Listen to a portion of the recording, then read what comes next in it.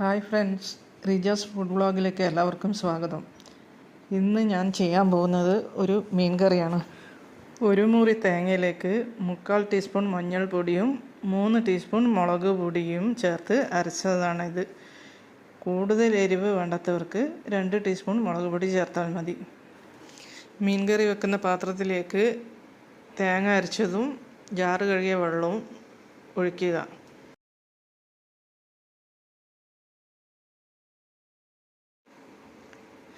ഇതിലേക്ക് 6 ചെറിയ ഉള്ളി ചതച്ചതും 8 അല്ലി വെളുത്തുള്ളി ചതച്ചതും 1 ഇഞ്ച് കഷ്ണം ഇഞ്ചി ചതച്ചതും 5 പച്ചമുളക് നീളത്തിൽ കീറിയതും 1 തക്കാളി അരിഞ്ഞതും കുറച്ച് കറിവേപ്പിലയും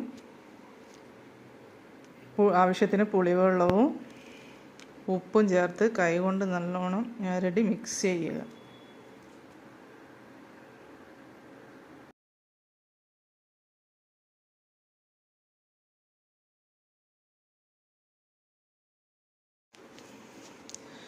ഇതിലേക്ക് ആവശ്യത്തിന് വെള്ളം ഒഴിച്ച് പുളിയെല്ലാം ചെക്ക് ചെയ്ത് ഉപ്പും എല്ലാം നോക്കിയിട്ട് സ്റ്റൗവിൽ വെച്ച് തിളപ്പിക്കുക.